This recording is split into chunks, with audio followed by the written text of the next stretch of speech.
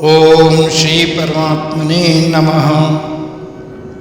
गुरुर्ब्रह्मा गुरुर्विष्णु गुरुर्देवो महेश्वरः गुरुः साक्षात् परं ब्रह्म तस्मै श्री गुरवे नमः। विघ्नेश्वराय वरदाय सुरप्रियाय लंबोदराय सकलाय जगद्धिताय नागाननाय श्रुतियज्ञ विभूषिताय गौरीसुताय गणनाथ नमो नमस्ते। अच्युतं केशवं रामनारायणं कृष्णं दामोदरं वासुदेवं हरे। श्रीधरं माधवं गोपिकावल्लभं जानकीनायकं रामचन्द्रं भजे। नाम संकीर्तनं यस्य सर्वपापप्रणाशनं प्रणामो दुःखशमनं तं नमामि हरिं परम्। ओम नमो भगवते वासुदेवाय। ओम नमो भगवते वासुदेवाय। ओम नमो भगवते वासुदेवाय। भक्ति अद्भुत है। परमात्मा का एहसास हो जाए ऐसा मनुष्य का परम लक्ष्य होना चाहिए, क्योंकि परमात्मा को सिर्फ मनुष्य शरीर से ही जान सकते हैं। इसीलिए देवता भी मनुष्य शरीर चाहते हैं। मनुष्य शरीर एक बात है और भारत देश की भूमि भी गजब की। मनुष्य शरीर मिले और भारत में जन्म हो जाए तो सोनों में सुहागा हो गया। भारत भूमि देवभूमि है। भगवान आते हैं तो इसी धरा पर। श्री कृष्ण ही परमात्मा है ऐसा वेदों ने कहा। वे इसी ब्रजभूमि में जन्मे तो भारत में जन्म लेना भाग्य है, और ब्रजभूमि मिल जाए तो सौभाग्य ही है। आप सभी अति सौभाग्यशाली हैं जो ऐसी मिट्टी में जन्म लिया। यह भाग्य ईश्वर प्रदत्त है। हमने इसमें कुछ नहीं किया है, सब उसी की देन है। अवश्य कुछ पुण्य हो गए होंगे जो हम सभी को वहीं जन्म लेना पड़ा जिस धरा पर परमात्मा के पैर पड़े। वैसे तो संपूर्ण भारत ही तीर्थ है, पर ब्रजभूमि, अयोध्या, काशीपुरी, द्वारिका विशेष कहें तो अतिशयोक्ति नहीं होगी। भगवत गीता के 12वें अध्याय के पहले श्लोक में अर्जुन पूछते हैं।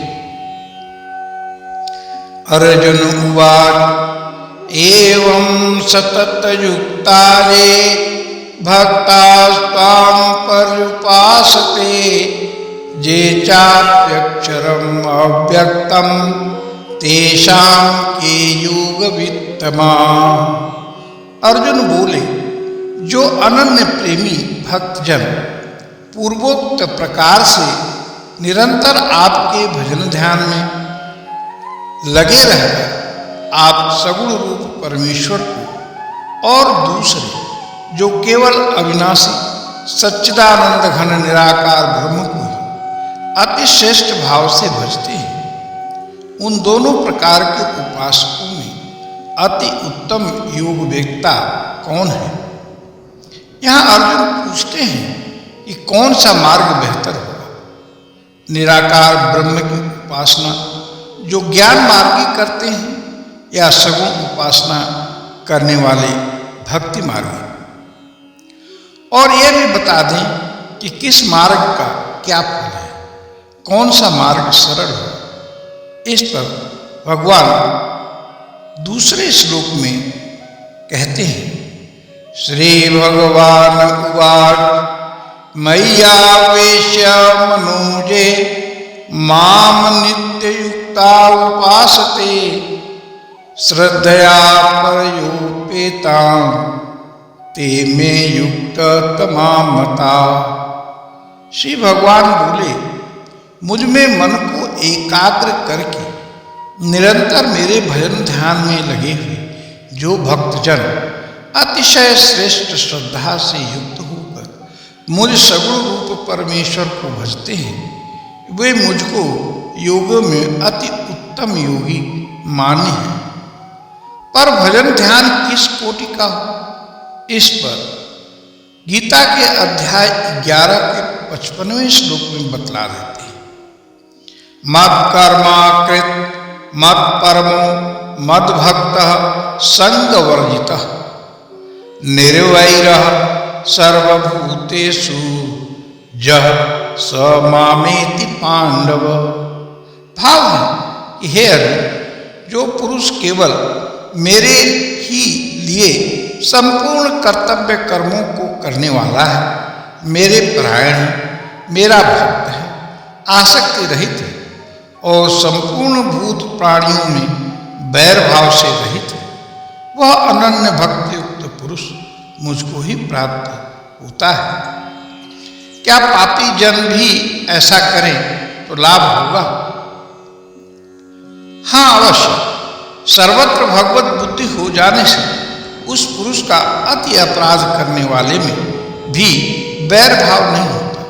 फिर औरों में तो कहना ही क्या।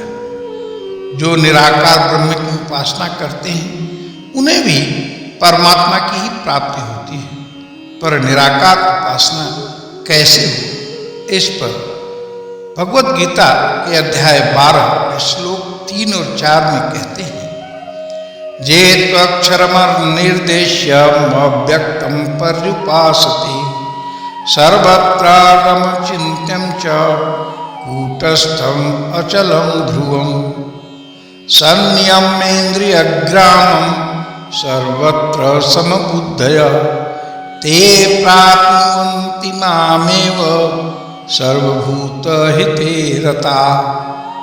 परंतु जो पुरुष इंद्रियों के समुदाय को भली प्रकार वश में करके मन बुद्धि से परे सर्वव्यापी अकथनीय स्वरूप और सदा एक रस रहने वाले नित्य अचल निराकार अविनाशी सच्चिदानंद ब्रह्म को निरंतर एक ही भाव से ध्यान करते हुए भजते हैं, वे संपूर्ण भूतों के हित में रत और सब में समान भाव वाले योगी मुझको ही प्राप्त होते हैं। आगे कहते हैं, ज्ञान मार्ग कठिन है, बेहतर हो कि भक्ति मार्ग को ही अपनाओ। 12वें अध्याय के 5वें श्लोक में कहते हैं, क्लेशो अधिकरस्तेषाम् अव्यक्तासक्त चेतसाम् अव्यक्ता हि गते दुःखम देहवद्भिरवाप्यति। उन सच्चिदानंद घन निराकार ब्रह्म में आसक्त चित्त वाले पुरुषों के साधन में परिश्रम विशेष है, क्योंकि देहाभिमानियों द्वारा अव्यक्त विषय गति दुख पूर्वक प्राप्त की जाती है। योग तो फिर भी मनुष्य की बुद्धि का जोड़ है, हिसाब किताब है, विधि विधान है। पतंजलि का अष्टांग योग करो, नियम करो, ध्यान समाधि आदि पर भक्ति बुद्धि का नहीं, हृदय का परमात्मा से जोड़ है। न कोई हिसाब है, न कोई किताब, न कोई विधि विधान, समग्र समर्पण, समग्र निवेदन। भक्त अपने को भगवान के चरणों में रख देता है, उसी क्षण से श्वास श्वास में भगवान की भक्ति शुरू हो जाती है। भक्ति के अर्थ को जाना तो जा सकता है, पर कहा नहीं जा सकता, क्योंकि भक्ति स्वाद की बात है। जिसने लिया हो वही जानेगा, और जिसने जाना हो वह भी कह न सकेगा, क्योंकि स्वाद की बात गूंगे का गुण है, और सारे स्वाद तो इंद्रियों के हैं। आँख से रूप का स्वाद मिलता है, कान से स्वर का स्वाद मिलता है, हाथ से स्पर्श का स्वाद मिलता है। परमात्मा तुम्हारी समग्रता का स्वाद है। आँख, कान, हाथ, पैर तुम पूरे के पूरे एक ही लयबद्धता में, एक ही नृत्य में लीन हो जाते हो। आंखें देखती ही नहीं, सुनती भी हैं, कान सुनते ही नहीं, देखते भी हैं, हाथ छूते ही नहीं, गंध भी लेते हैं। तुम्हारी पूरी समग्रता अस्तित्व के साथ आंदोलित होती है। उस घड़ी का नाम भक्ति की प्रगाढ़ता है। योग कहता है हम भगवान से अलग हैं, आइए योग करें। योग का अर्थ जुड़ना है। भक्त कहता है हम जुड़े ही, बिलग हुए ही नहीं, बस पिया मिलन का आनंद लो। घी का लड्डू है, उल्टा सीधा जिधर से चखो, बस मधुर ही मधुर है। मधुराधिपति की हर बात मधुर है। दुख है तो प्रियतम का है, दुख मधुर है। सुख आया वो भी मधुर है। तो जो आदमी धन के पीछे, संसार के लिए, वस्तुओं के लिए दौड़ रहा है, वह इतनी ही खबर देता है, उसे भीतर के धन की कोई खबर नहीं। जो आदमी बाहर के पदों की तलाश कर रहा है, उसे परम पद की कोई सूचना नहीं मिली, अन्यथा छोड़ देगा।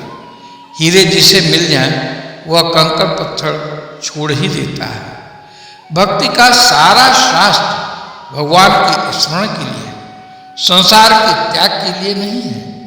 यही भेद है भक्ति और योग में।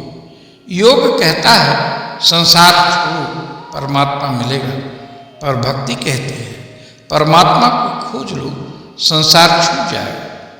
भोग परमात्मा का उठ आए तुम्हारे जीवन में, सब भोग अपने से निस्तेज हो जाते हैं। जब सूरज जग जाता है, उगा आता है, तो तारे छिप जाते हैं। जब परम भोग का सूर्य उगता है, तो सब टिमटिमाते हुए तारे, चाहे अनंत हों या असंख्य हों, सब खो जाते हैं। लेकिन श्री गुरु कहते हैं ध्यान रहे, स्वाद तुम्हें ही लेना पड़ेगा।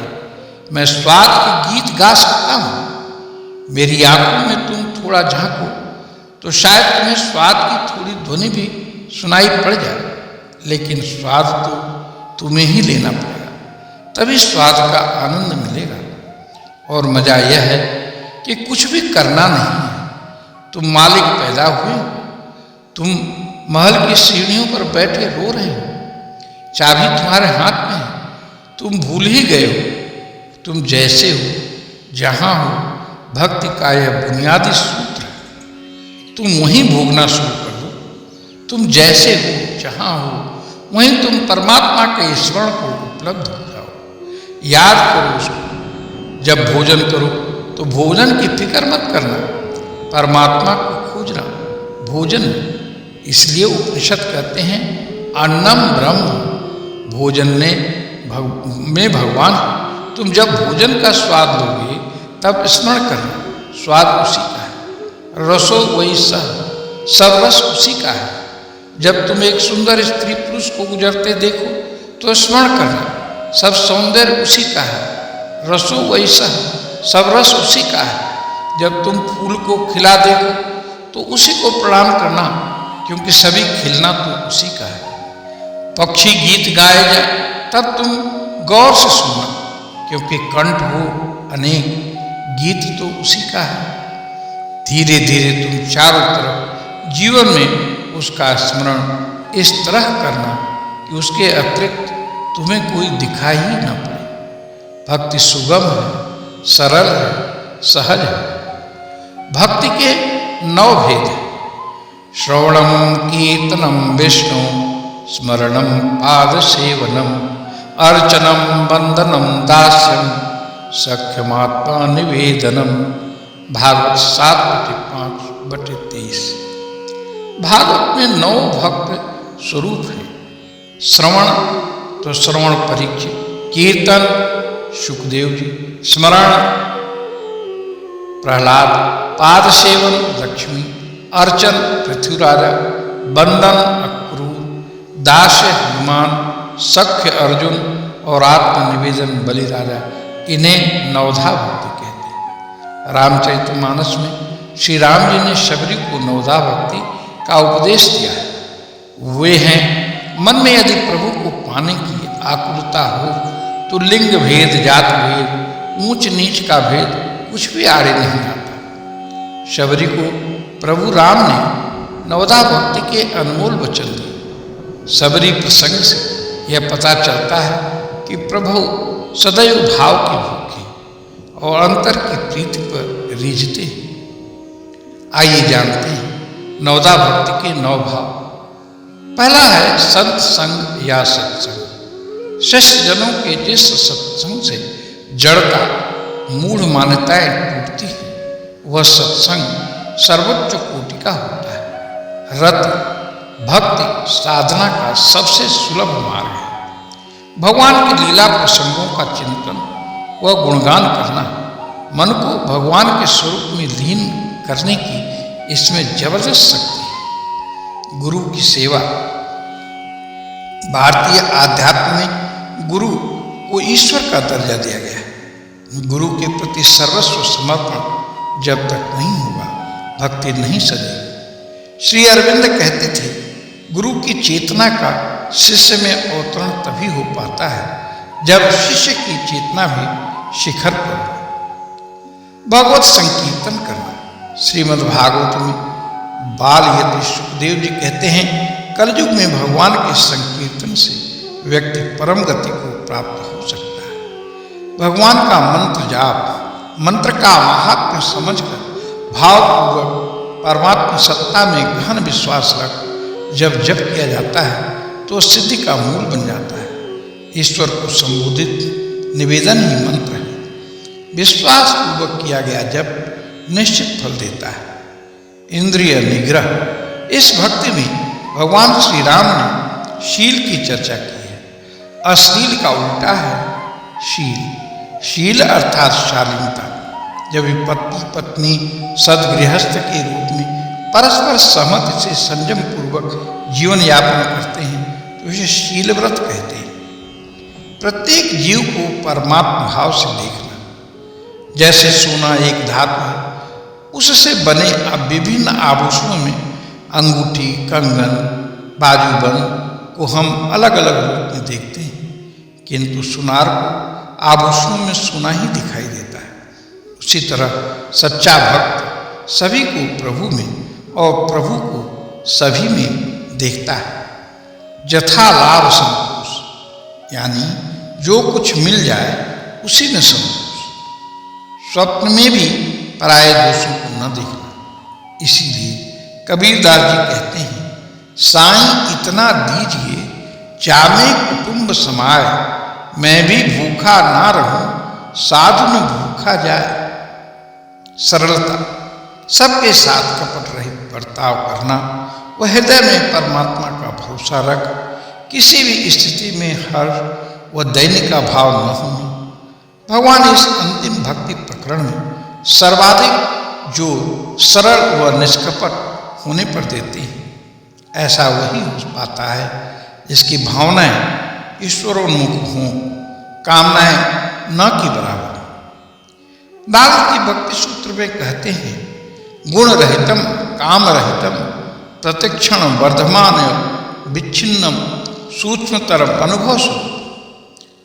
भक्ति गुण रहित है, काम रहित, हर क्षण बुद्धि को प्राप्त होती रहती है, अविच्छिन्न है, सूक्ष्मतर है और अनुभवगम्य है। नारद जी कहते हैं, भगवत भक्ति मत छोड़ो, चाहे तुम दिखावे के लिए ही कर रहे हो, क्योंकि एक न एक दिन श्री कृष्ण तुम्हें स्वयं अपना लेंगे। ब्रज गोपांगनाओं ने यही तो किया था। भक्त भगवान को पूर्ण समर्पित होता है।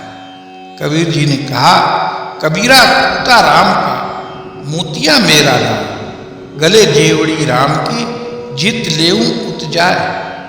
कहते हैं, जात वर्ण कुल आदि छोड़कर भक्ति में लग जाए। गुरु की कृपा से ही भक्ति मिलती है और उससे आवागमन समाप्त हो जाता है। जात वर्ण कुल खोए की, भक्ति करे चितलाए, कहें कबीर सतगुरु मिले, आवागमन नशाए। भक्ति सबसे होती भी नहीं। कबीर जी कहते हैं, कामी क्रोधी लालची इतने भक्ति न होए, भक्ति करे कोई सूरमा, जात वर्ण कुल कोय। तो हम अपनी वाणी को यही विश्राम देते हैं। आइए भगवान का नाम लेते हैं। हरि ओम तत्सत, हरि ओम तत्सत, हरि ओम तत्सत।